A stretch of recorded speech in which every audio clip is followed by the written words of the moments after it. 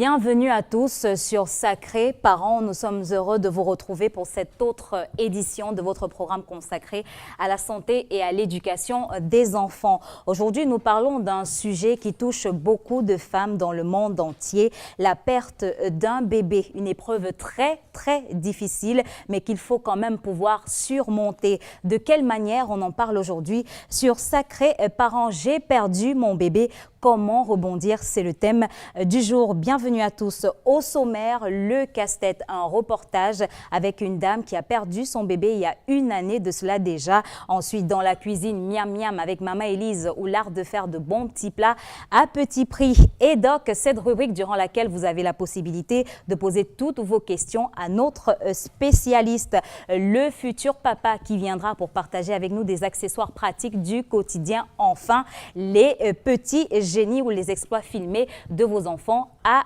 la maison. Voilà pour le sommaire. J'ai perdu mon bébé. Comment rebondir? C'est le thème du jour. Bienvenue à tous. Rejoignez la grande famille des Sacrés Parents sur notre page Facebook Sacrés Parents. Réagissez sur Twitter avec le hashtag Sacrés Parents. Retrouvez l'intégralité de cette émission sur notre site internet www.mymarabout.com. Dans la cuisine avec Maman Élise qui s'attelle à écraser nos épices. Comment tu vas aujourd'hui, Maman Élise? Je vais très bien. Épices Njansan Pébé, qu'est-ce que ça prépare? Ça prépare du pépé soupe. Du pépé soupe avec? Avec des ignames. Pépé soupe aux ignames, c'est ce à quoi nous aurons droit aujourd'hui, chers téléspectateurs, pour cette émission. Je ne serai pas seule. Laurence est avec nous, une jeune maman qui va partager son expérience. Bienvenue, Laurence. Nous sommes heureux de te recevoir sur le plateau de Sacré Parents. Merci. Comment ça va aujourd'hui? Ça va bien. Elle témoignera de manière anonyme. Nous l'appellerons Pascaline. Elle a accepté notre invitation. Bienvenue à toi, Pascaline. Merci. Comment ça va aujourd'hui? Assez bien, merci. Le docteur Maurice Somo, psychosociologue de l'éducation, notre spécialiste maison, a une fois de plus accepté notre invitation. Bienvenue, monsieur Maurice Somo. Merci, je suis heureux d'être avec vous une fois de plus ce matin avec un thé chaud qui m'a été gracieusement offert par vos soins. Je me plais ici tous les samedis, tous les jours. C'est pourquoi je suis là. Nous nous plaisons également à vous recevoir tous les jours s'il le fallait. J'ai perdu mon bébé. Comment rebondir? C'est le thème du jour sur Sacré Parents. On se retrouve juste après le casse-tête.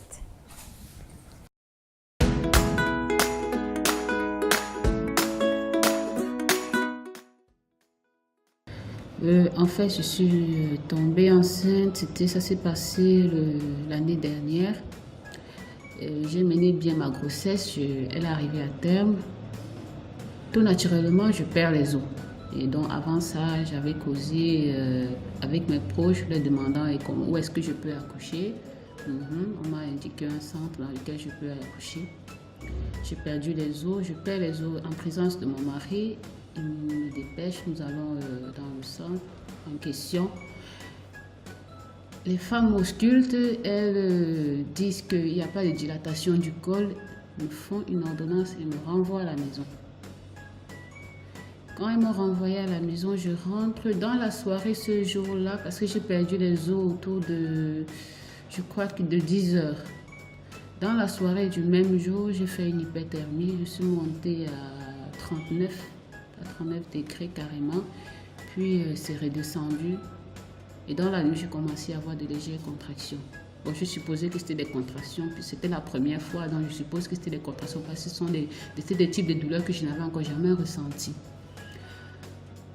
Le matin, donc, on apprête le sac, je retourne à l'hôpital. Ok, elles ont vu que j'étais dilatée, je crois que c'était, elles ont parlé d'1 centimètre, un truc comme ça, je ne me rappelle plus trop. Elles ont décidé qu'elles vont provoquer l'accouchement, qu'elles vont provoquer les contractions, que ça s'accélère et tout. Elles m'ont fait les injections.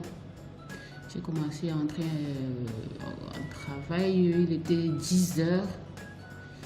C'était vraiment douloureux. Entre-temps, le médecin-chef du centre n'est pas là parce qu'elle a accouché en congé maternité.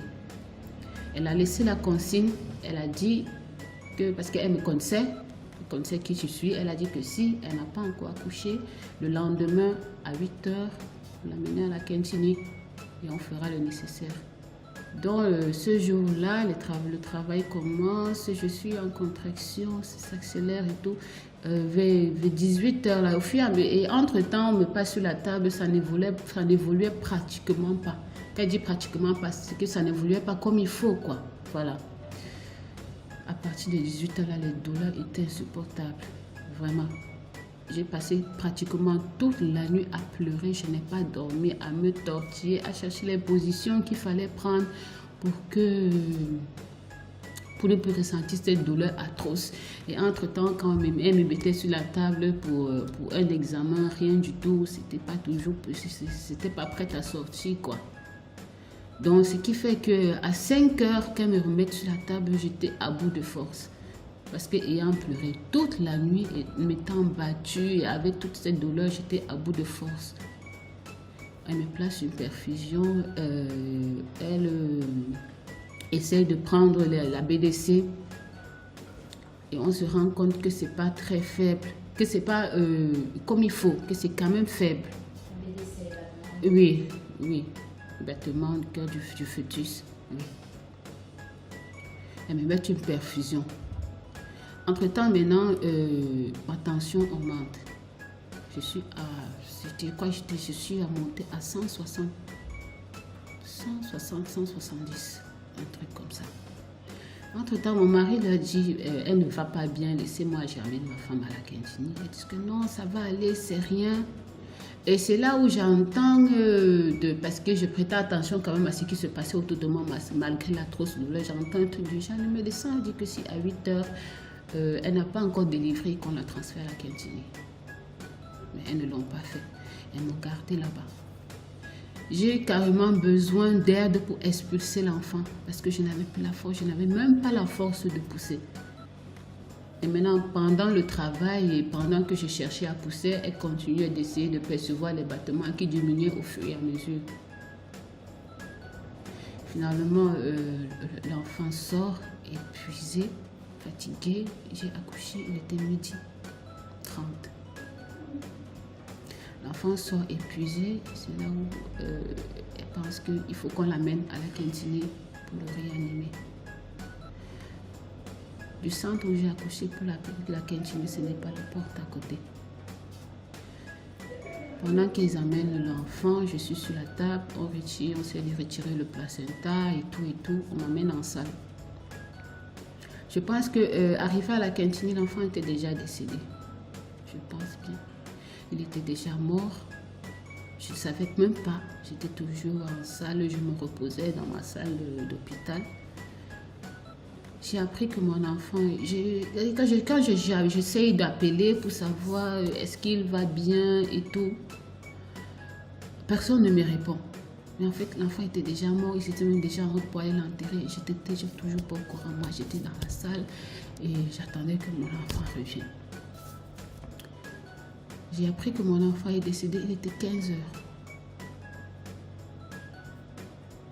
Il était 15 heures quand j'ai appris que mon enfant est décédé, j'ai reçu. C'est une douleur que je ne souhaite à aucune femme. Ce n'est vraiment pas supportable. La seule chose dont je me souviens, c'est qu'il était très grand. C'était un garçon, il était grand de taille. C'est tout ce dont je me rappelle. Je n'ai même pas vu son visage. Qui l'amène à la cantine? Les infirmières et votre mari? Mon mari et ma maman. Mon mari et ma maman. En fait, ils ne décrochent pas le téléphone parce qu'ils ne veulent pas. Oui. Ils n'ont pas décoché le téléphone parce que l'enfant était décédé. Au fait, je crois qu'ils cherchaient comment m'annoncer ça, en fait. Ils cherchaient comment m'annoncer ça. C'est pour ça qu'ils ne prenaient pas mes appels. Non. Et finalement, la personne qui m'annonce que l'enfant est décédé, c'est ma maman. Parce que quand elle est entrée dans ma salle, elle entre le visage défait. Quand j'ai vu son visage, je demande que pourquoi tu es comme ça? Elle me dit, il est parti. Mais ça a été comment les jours qui ont suivi? Il y a encore beaucoup de jours à l'hôpital. Comment ça s'est passé sur le plan Sur le plan, j'ai fait encore 2 jours à l'hôpital. Sinon, mon état de santé, même, il n'y avait pas de souci. Donc, j'ai fait 2 jours, puis je suis sortie de l'hôpital. Sur le plan psychologique, ce n'était vraiment pas évident. Juste que la nature m'a fait forte quand même. Je suis forte quand même. Et je suis chrétienne. Je suis chrétienne, donc je suis entrée dans les prières. J'ai demandé au Seigneur de me donner la force de surmonter cela. C'était pas évident. Je pouvais pleurer pratiquement toutes les nuits. Dans mon lit, je pleurais. Pratiquement toutes les nuits. Ça a été comme ça pendant un bon bout de temps. Je ne pouvais pas rester, je regarde une émission à la télé, une femme est en train d'accoucher. Je ne peux pas regarder un film où il y a une femme en train d'accoucher. Je ne peux pas regarder une émission où il y a une femme... Non. Dès que je regardais un truc comme ça, je me mettais à pleurer. Si je suis au milieu des gens, je me retire, je vais à l'écart. Je me mets à pleurer.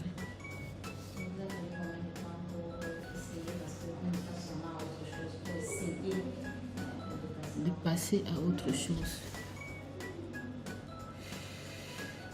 Il a fallu peut-être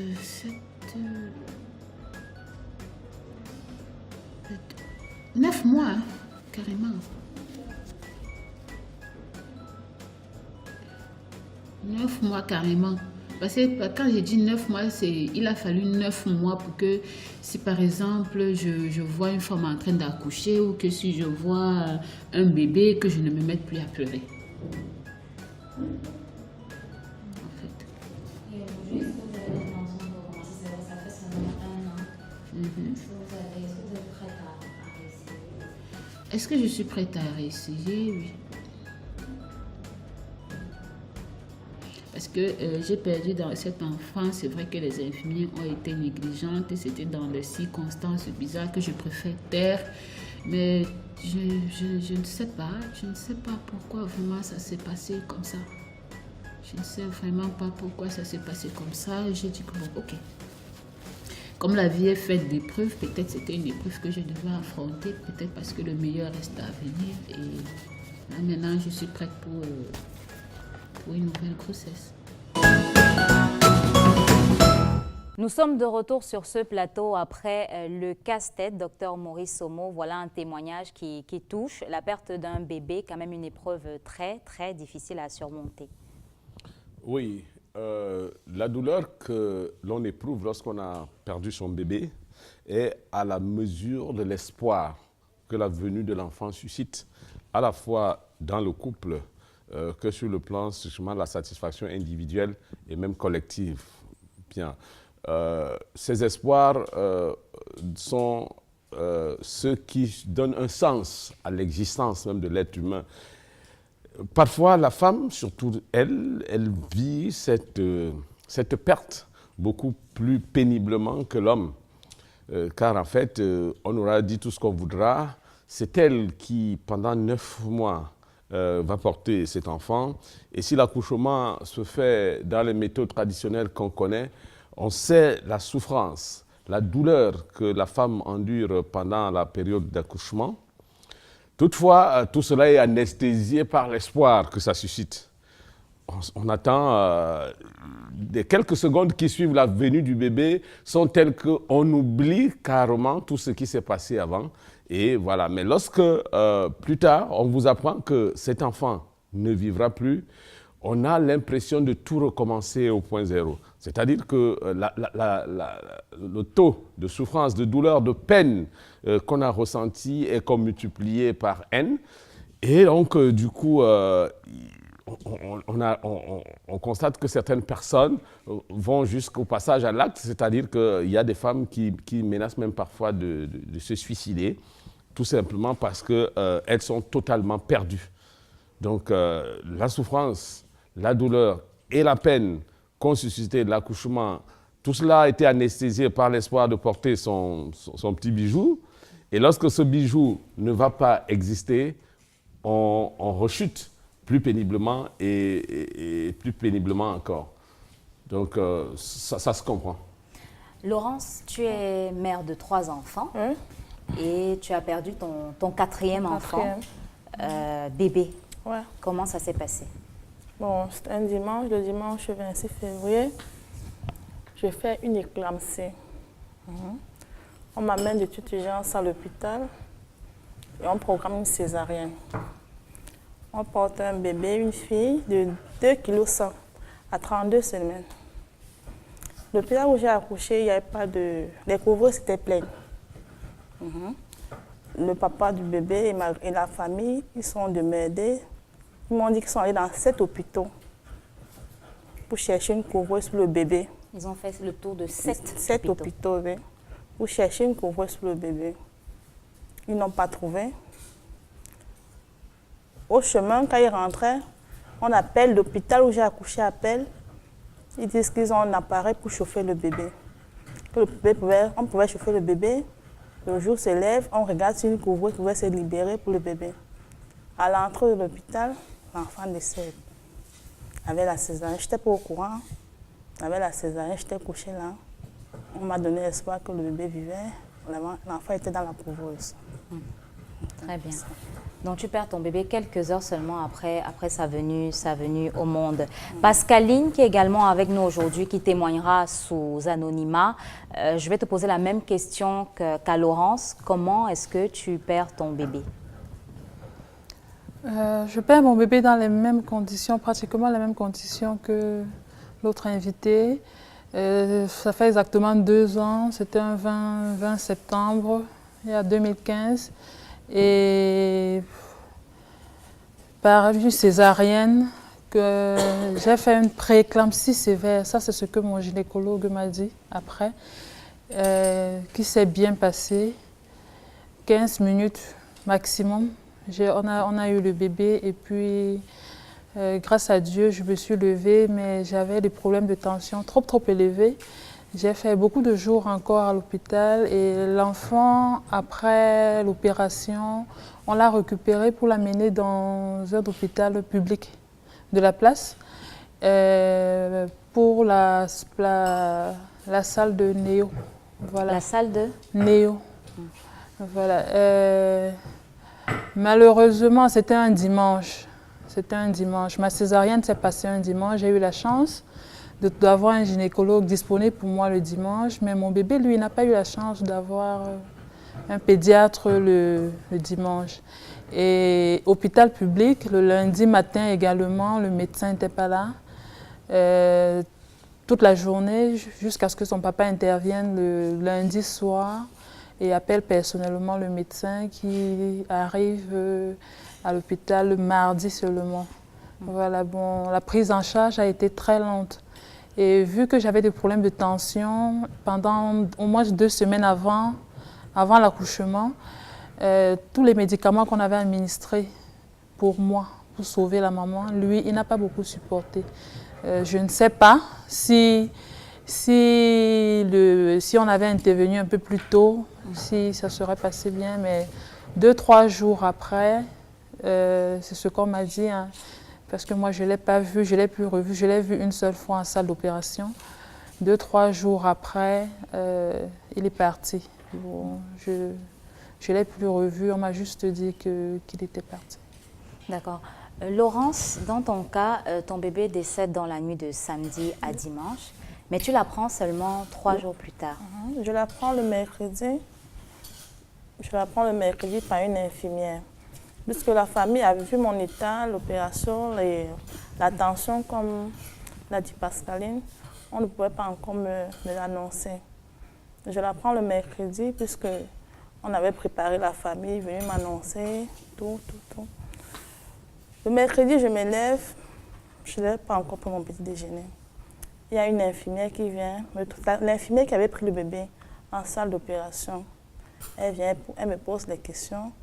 Le temps que la maman lui fasse le signe de ne pas me dire, puisque j'avais déjà ce pressentiment-là, je regarde la maman, elle est en train de faire le signe au médecin, à l'infirmière, de ne pas parler. Directement, j'ai vu ce signe. C'est alors là que j'apprends que je confirme que le bébé est décédé. Je me lève, je dis je m'en vais chez les primas. puisque l'enfant était prématuré. Je m'en vais chez les primaires regarder le bébé. Puisqu'on m'avait fait comprendre que le bébé était chez les primaires. Je me lève, je m'en vais chez les primaires regarder le bébé. Elles vont commencer à m'arrêter. C'est là que j'ai compris que le bébé était parti. Monsieur Maurice Somo, comme Laurence, beaucoup de femmes ont appris le décès de leur bébé des fois des heures, voire des jours plus tard. Est-ce que c'est nécessaire de faire attendre la maman autant de temps avant de lui annoncer la mauvaise nouvelle? Parce que la famille prend souvent la responsabilité de garder la mauvaise nouvelle jusqu'à un certain moment. Je crois que c'est une situation qu'il faut gérer avec beaucoup de retenue. C'est une situation qu'il faut gérer avec beaucoup de délicatesse. De deux choses l'une. Où on annonce à la maman le décès de l'enfant immédiatement après, ou alors si le temps est passé et que la maman n'a toujours pas vu son bébé, il vaut mieux rallonger ce temps pour une raison toute simple. Au moment où l'enfant naît, la maman a envie de toucher à cet enfant. On sait très bien comment ça se passe. C'est-à-dire que une fois l'enfant sorti, on pose l'enfant sur la poitrine de la maman pour que la première relation affective soit établie. Ça, c'est une fois que ce geste est passé, l'espoir et la joie que ça suscite cet instant est telle que la maman oublie un temps soit peu la douleur qu'elle a eue pendant la période de travail. Mais si cette période est passée, c'est-à-dire que dans le cas par exemple d'une césarienne, on suppose que la maman était placée en position inconsciente, il vaut mieux que l'on cherche à sauver la maman parce que le choc émotionnel qu'elle peut éprouver à l'annonce de la disparition de l'enfant est telle qu'elle-même, elle court un danger énorme. Donc, si elle n'a pas vu son enfant partir, dans ce cas, il vaut mieux susciter l'espoir jusqu'à ce que la charge affective que la maman a s'estompe progressivement par une manière d'annonce qui est elle aussi assez progressive.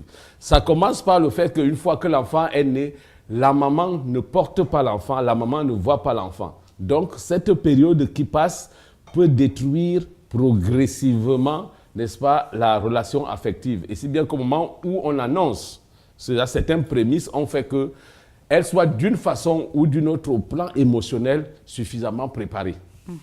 Bon, dans son cas, il y a une maladresse parce qu'elle le découvre à travers un signe.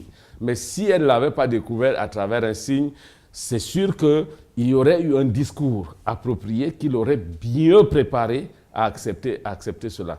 Donc, je crois que si la maman, pour me résumer, si la maman n'a pas vu l'enfant partir progressivement pour qu'elle l'accepte, il faut mieux donc laisser ce temps de latence suffisamment long, mais suffisamment préparé pour que la maman accepte et ne subisse pas le choc émotionnel qui peut la mettre elle-même en danger. D'accord. Maman Élise, sur le plan traditionnel, quelle est la prise en charge d'une maman qui vient de perdre son bébé? Qu'est-ce qui est fait généralement? D'abord, chez nous, on dit quand un vase va au marigot, il puise de l'eau, et que ce vase perde cette eau, si le vase n'est pas détruit, on a toujours un espoir. Ça veut dire que si la maman a porté le bébé est parti. C'est une mauvaise chose, c'est vrai, mais souvent le bébé part avec la mère. Mais si la mère est restée, on a l'espoir qu'elle en fera un autre. Donc, on prend les dispositions pour remettre la maman avec des conseils. Quelquefois, on ne lui dit pas aussitôt, mais on commence à la préparer par certains conseils avant même de lui dire ce qui s'est passé. J'ai perdu mon bébé, comment rebondir si vous nous rejoignez à l'instant? C'est le thème du jour sur Sacré. Parents, on s'arrête juste le temps d'aller regarder la question des internautes. On revient juste après. Edoc.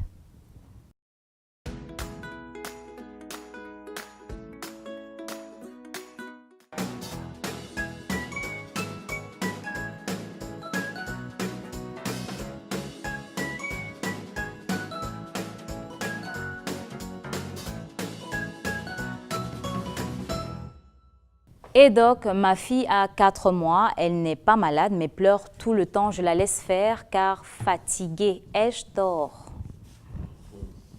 4 mois. Oui. Bon, dans la psychologie affective et surtout dans la psychanalyse, la première année de l'existence d'un enfant coïncide avec ce qu'on appelle le stade oral.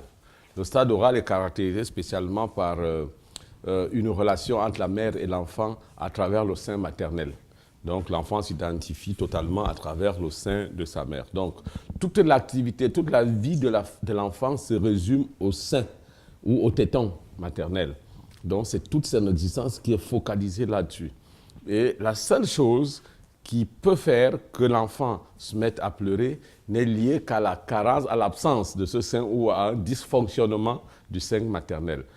Quand ce n'est pas le cas, toute autre pleur de l'enfant, les pédiatres vont le dire, va être probablement liée à une douleur qui ressorte de son corps, qui provient directement de son corps. Donc, que l'enfant ait 4 mois et pleure continuellement, il s'agit probablement d'une rupture affective avec la maman, c'est-à-dire que l'enfant peut ne pas très bien vivre le sein maternel, peut-être parce qu'il ne fonctionne pas normalement, ou alors parce que l'enfant ressent une douleur au plan physiologique.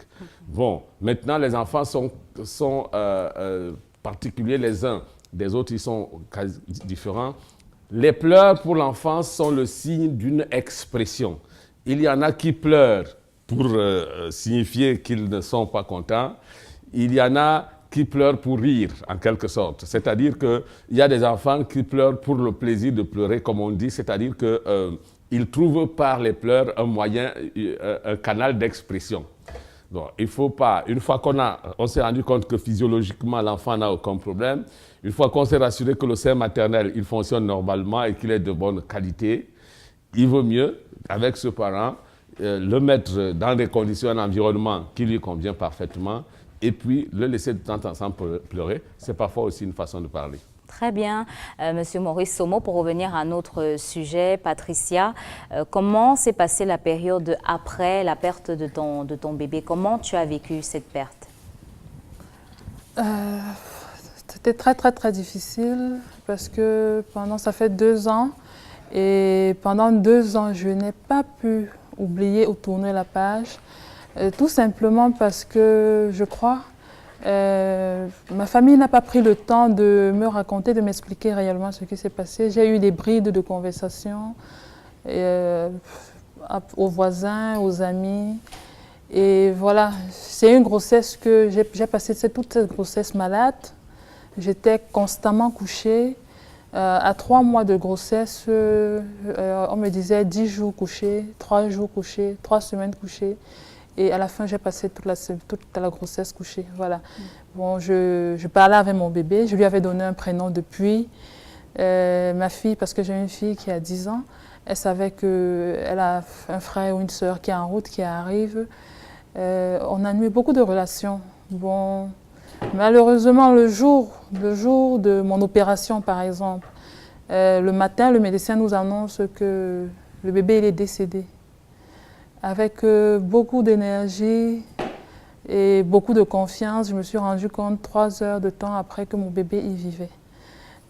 Il m'a fait confiance, il est revenu, il a fait l'échographie, il s'est rendu compte que le bébé vivait, mais j'avais 24 de tension. Avec 24 de tension, on m'a mené en salle d'opération, on a sorti le bébé et c'était ce que je voulais, un garçon. Quand il m'a donné mon bébé, il me dit « tu l'as ton garçon ». Ah oui, je l'avais mon garçon et puis je lui dis courage, vas-y, j'arrive. Mais malheureusement, je ne l'ai plus revu.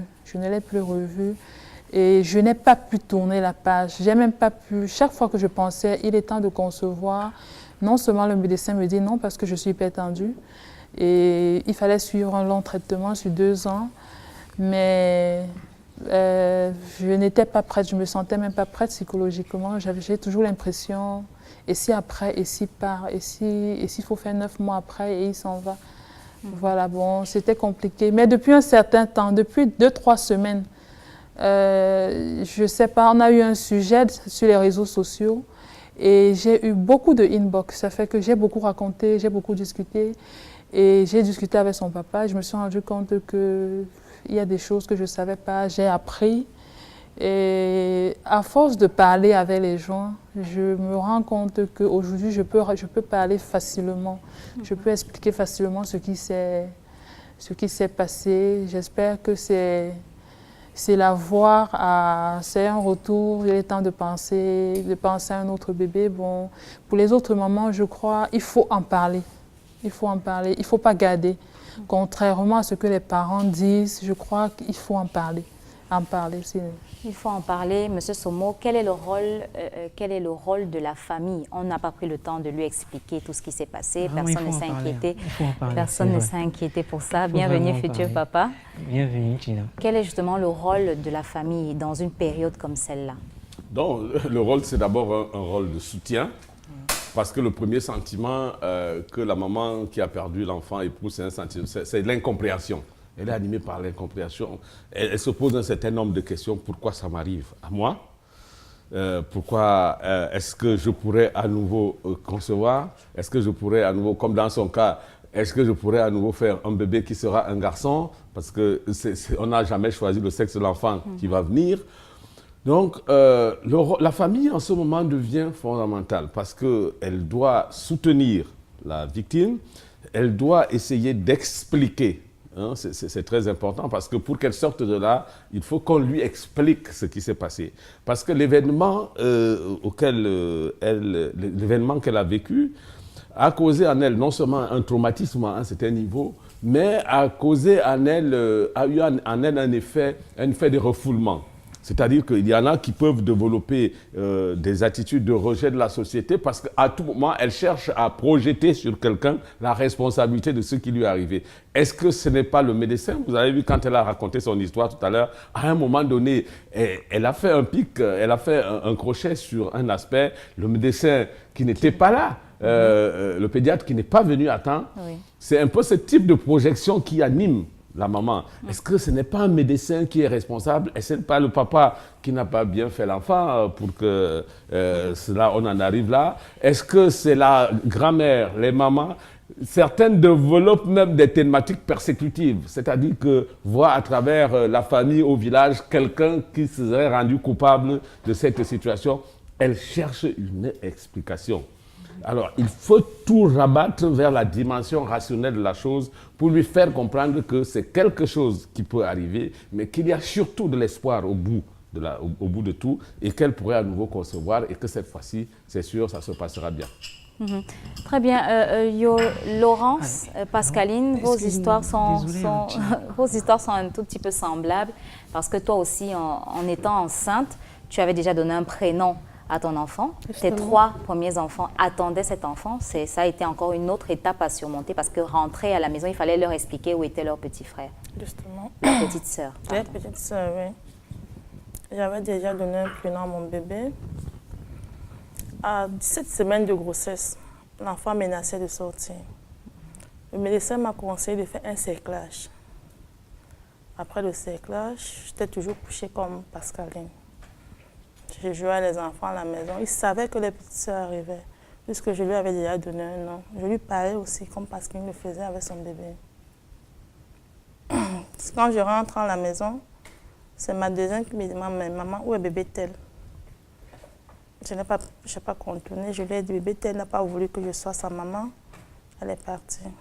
Même jusqu'à aujourd'hui, les enfants me posent cette question-là. Maman, bébé tel est où? Je lui ai dit que bébé tel est parti. La layette de mon bébé, je l'ai bâclée quelque part, puisque je ne pouvais pas regarder cette layette que j'avais hier constituée. Bon, c'est un peu ça. J'avais justement préparé cette question pour le docteur avant qu'elle ne parte. Pour M. Maurice Somo, le fait de garder les effets de l'enfant, parce que beaucoup de mamans, la dame dans le reportage et certaines mamans le font, garder les effets de l'enfant. Est-ce que ce n'est pas négatif dans la reconstruction? Oui, il y a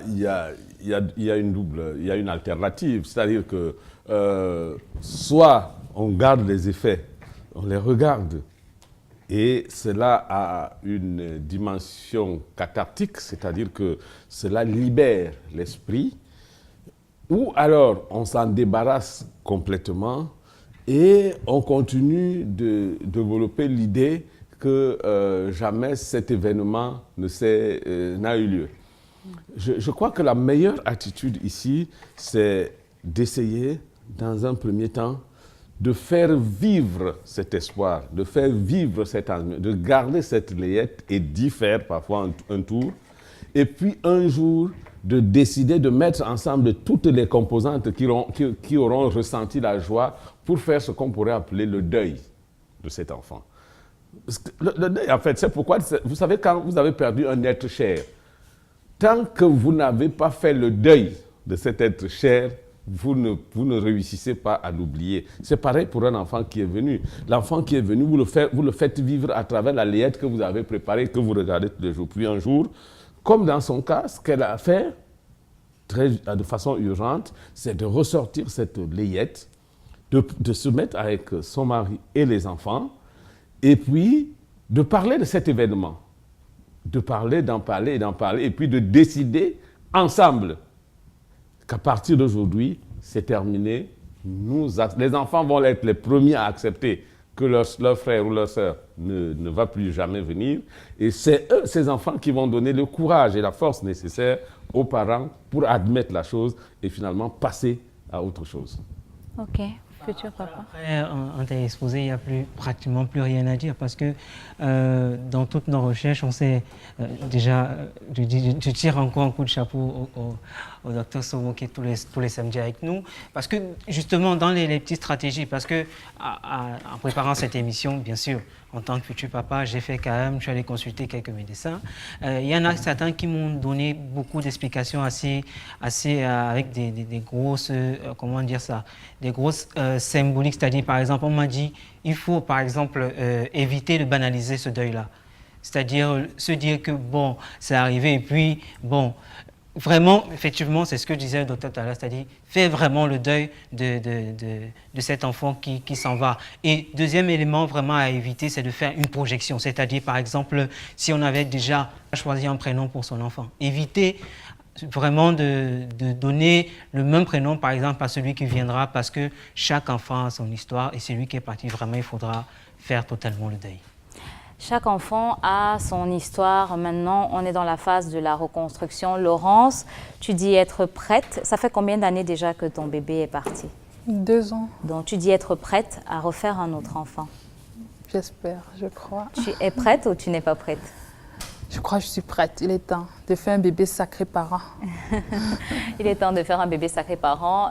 Laurence également m'a dit en off qu'elle était prête pour faire un autre enfant tout de suite, si l'occasion se présentait. Il y a un papa là qui est à la recherche de...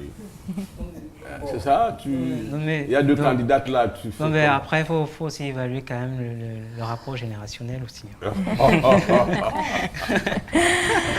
J'ai perdu mon bébé, comment rebondir? Si vous nous rejoignez à l'instant, vous êtes sur Sacré Parents. Nous sommes en compagnie de Monsieur Maurice Somo, psychosociologue de l'éducation, et de Laurence qui est avec Patricia. Monsieur Somo me demande d'être un petit peu gigolo. Je pense que tu aurais pu...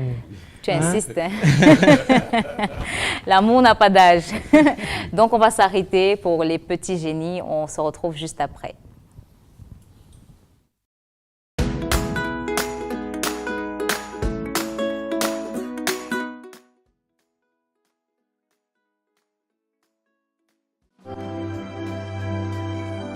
When I am down and oh my soul so weary, when troubles come and my heart burns heavy, when I am still and wait here in silence until you come and sit a while with me. You raise me up so I can stand on mountains. You rise me up to walk on stormy seas.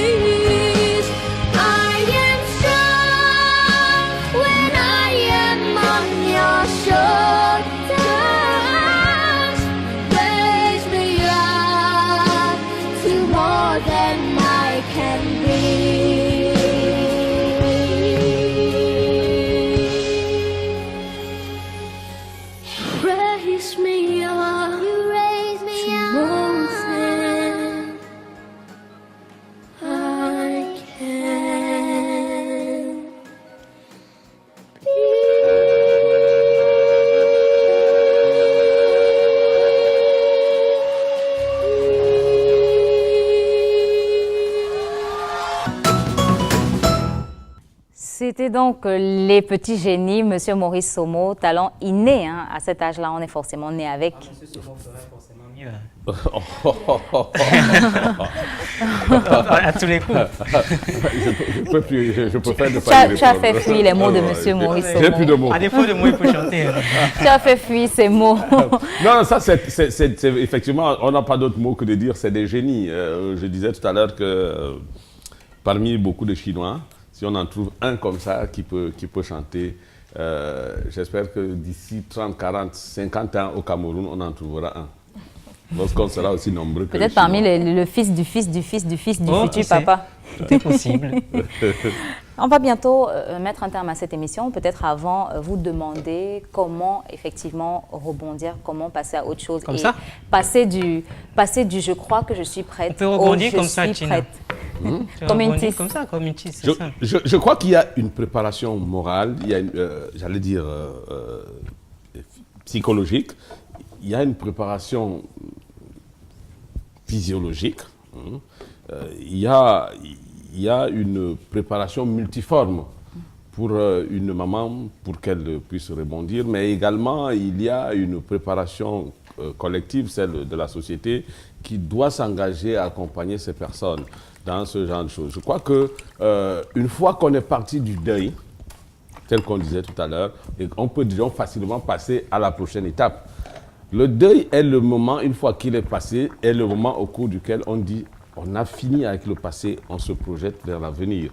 Mais on ne se projette pas seulement individuellement, on se projette collectivement. Il faut avoir à ses côtés un compagnon qui vous porte dans cette épreuve et qui vous raccompagne dans cette nouvelle projection.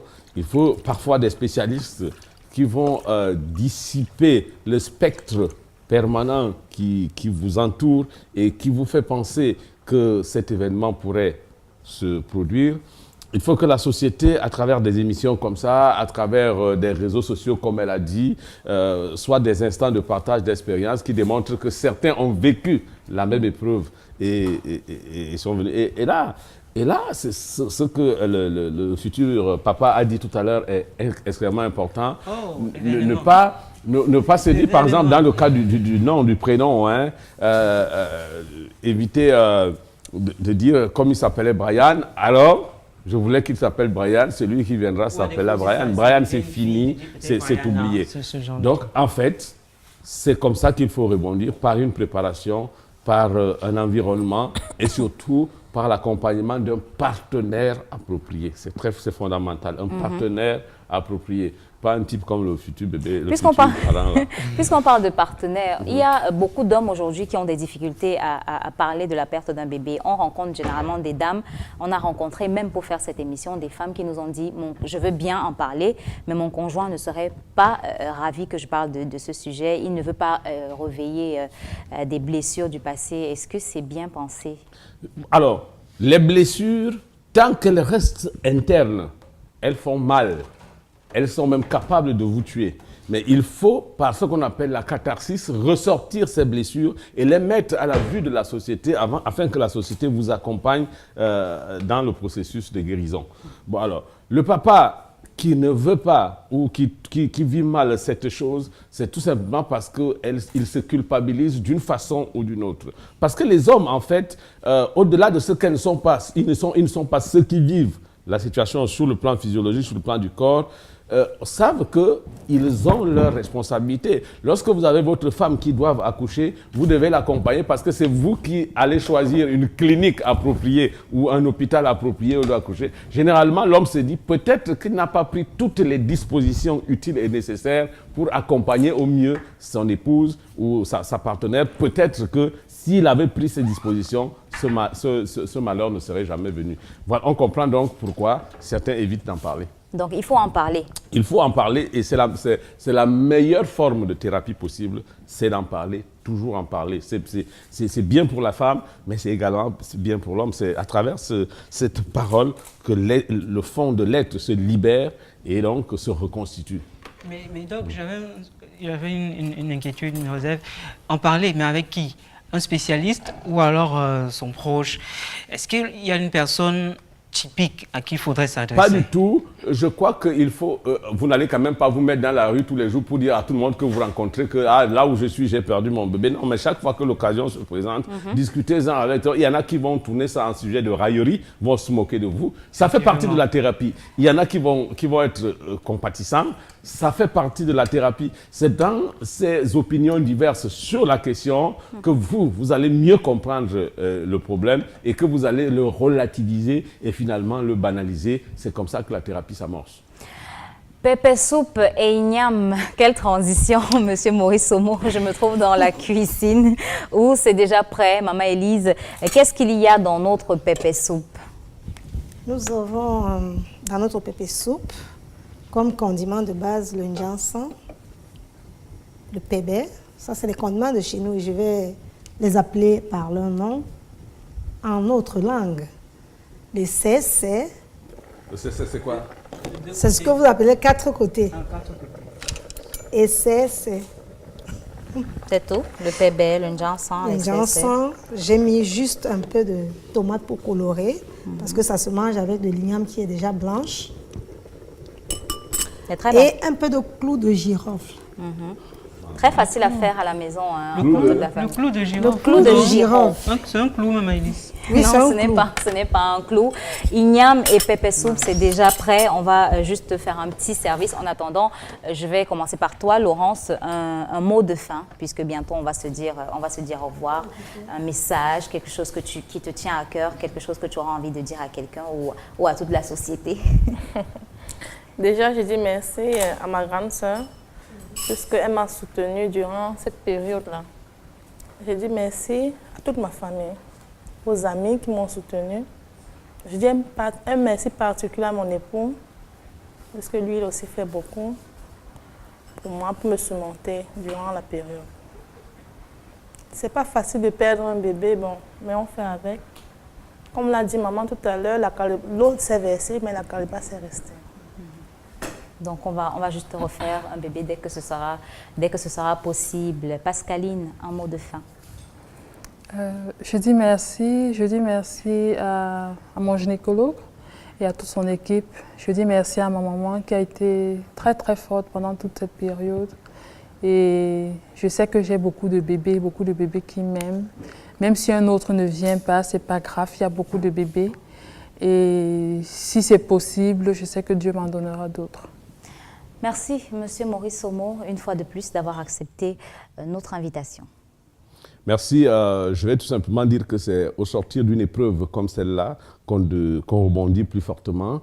C'est parce qu'on a perdu un enfant qu'on donne la valeur à ce qu'on aura prochainement. Je dis tout simplement à ces mamans, le conseil que je leur donne, c'est de se relancer à nouveau. Elles verront que non seulement le nouveau bébé qui va venir va finir de cicatriser les blessures qu'elles ont reçues, mais également elles comprendront, elles aimeront leur futur bébé, elles leur couvriront de tout l'amour que celui qui est parti n'a pas pu bénéficier. Voilà. C'était donc Sacrés Parents, on va se dire au revoir. J'ai perdu mon bébé, comment rebondir? C'était le thème du jour. On est heureux d'avoir été en votre compagnie. On espère vous retrouver très prochainement. Pour l'instant, gardez un œil sur vos enfants. Merci à toute l'équipe technique pour cette belle émission. Merci à Maman Elise pour le pépé soupe avec les ignames qui est déjà prêt. Merci au futur papa. Merci à Laurence. Merci Pascaline. Merci Monsieur Maurice Omo. À très bientôt. Sacrés Parents pour des enfants sacrés.